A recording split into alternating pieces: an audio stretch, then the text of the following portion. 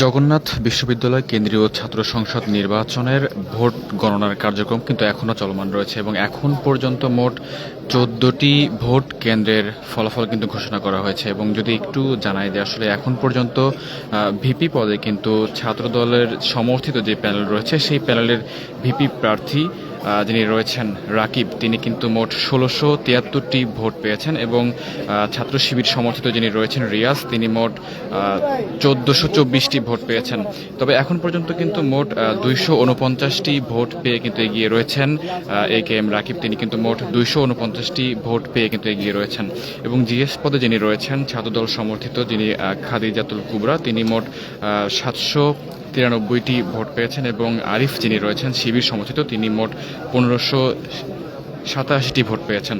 তবে এখানে কিন্তু দেখা যাচ্ছে যে জিএস এবং এজিএস পদে কিন্তু আমরা দেখেছি শিবির কিন্তু বেশ বড় একটি ব্যবধানে কিন্তু এগিয়ে রয়েছে। এবং এজিএস পদে যদি একটু বলি তাহলে শিবির সমর্থিত যিনি রয়েছেন মাসুদ, তিনি মোট কিন্তু 1466টি ভোট পেয়েছেন এবং ছাত্রদল সমর্থিত যিনি রয়েছেন তানজিল, তিনি মোট 1293টি ভোট পেয়েছেন। এখানেও কিন্তু শিবির সমর্থিত যিনি রয়েছেন তিনি মোট 169টি ভোট পেয়ে কিন্তু এগিয়ে রয়েছেন। এখন পর্যন্ত মোট 14টি ভোট কেন্দ্রের ফলাফল কিন্তু আমাদের হাতে রয়েছে। তবে যদি একটু জানাই যে ভিপি পদে যিনি রয়েছেন ছাত্রদলের AKM রাকিব, তিনি কিন্তু ভিপি পদে কিন্তু এগিয়ে রয়েছেন এবং শিবির সমর্থিত যিনি রয়েছেন মোহাম্মদ রিয়াজুল ইসলাম, তিনি কিন্তু মোট প্রায় 249টি ভোটে কিন্তু পিছিয়ে রয়েছেন। তবে এই দিক দিয়ে যদি বলা যায় যে যেই ভিপি ছাড়াও যে জিএস এবং এজিএস যে দুটি পদ রয়েছে সেই দুটি পদে কিন্তু শিবির সমর্থিত দুজন তারা কিন্তু এগিয়ে রয়েছেন। আপনারা যেমনটি জানেন যে আসলে দীর্ঘ 21 বছর পর, অর্থাৎ প্রতিষ্ঠার 21 বছর পর কিন্তু এই প্রথমবারের মতো জগন্নাথ বিশ্ববিদ্যালয়ে যে কেন্দ্রীয় ছাত্র সংসদ নির্বাচন সেটি কিন্তু অনুষ্ঠিত হয়েছে। এবং গতকাল কিন্তু সকাল 9টা থেকে বিকেল 4টা পর্যন্ত ভোট যে গ্রহণের যে কার্যক্রম সেটি চলমান ছিল এবং পরবর্তীতে ভোট গণনার কার্যক্রম শুরু হয় এবং ঠিক 9টা বেজে 20 মিনিটে কিন্তু যে ভোট গণনা যে কার্যক্রম সেটি স্থগিত করা হয় এবং বলা হয় যে যান্ত্রিক ত্রুটির কারণে আসলে এই কার্যক্রম স্থগিত করা হয়েছে। এবং পরবর্তীতে কিন্তু আবারও ঠিক রাত 12টার পরে কিন্তু আবার যেই ভোট গণনার কার্যক্রম সেটি কিন্তু শুরু হয় এবং এখন পর্যন্ত মোট 14টি ভোট কেন্দ্রের ফলাফল কিন্তু ঘোষণা করা হয়েছে।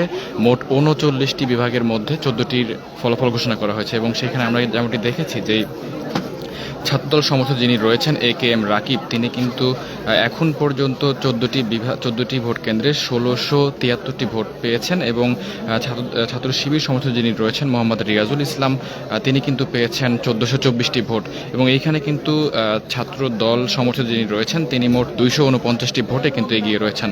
এবং জিএস এবং এজিএস পদে কিন্তু আমরা দেখেছি এখানে কিন্তু শিবির সমর্থিত দুজন প্রার্থী তারা কিন্তু এগিয়ে রয়েছেন। যেমন জিএস পদে কিন্তু রয়েছেন শিবির সমর্থিত আব্দুল আলিম আরিফ, তিনি কিন্তু এখন পর্যন্ত 1527টি ভোট পেয়েছেন এবং সেই ক্ষেত্রে তার প্রতিপক্ষ যিনি রয়েছেন খাদিজাতুল কুবরা, তিনি কিন্তু বলতে গেলে মোটামুটি একটু কাছাকাছি রয়েছেন, অর্থাৎ 793টি ভোটে কিন্তু তিনি পিছিয়ে রয়েছেন।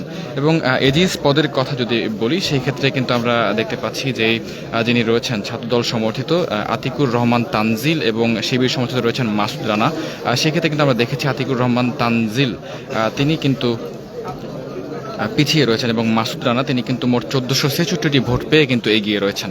দর্শক, ডেইলি সানের লাইভে যেমনটি জানানোর চেষ্টা করছিলাম যে আসলে জগন্নাথ বিশ্ববিদ্যালয় কেন্দ্রীয় ছাত্র সংসদ নির্বাচনের যে ভোট গণনার কার্যক্রম সেটি কিন্তু চলমান রয়েছে এবং মোট 14টি ভোট কেন্দ্রের ফলাফল এখন পর্যন্ত ঘোষণা করা হয়েছে এবং সেই ক্ষেত্রে এখনও কিন্তু 25টি বিভাগের ফলাফল 25টি কেন্দ্রের ফলাফল কিন্তু এখনও ঘোষণা করা হয়নি এবং সেগুলোর গণনা কার্যক্রম কিন্তু এখনও চলমান রয়েছে। তবে এখন পর্যন্ত পাওয়া তথ্য অনুসারে এখন পর্যন্ত ভিপি পদে কিন্তু ছাত্রদল সমর্থিত যিনি রয়েছেন রাকিব, তিনি কিন্তু ভিপি পদে এগিয়ে রয়েছেন এবং বাকি যেই জিএস এবং এজিএস পদে সেই দুটি পদে কিন্তু শিবির সমর্থিত যারা রয়েছেন তারা কিন্তু এগিয়ে রয়েছেন।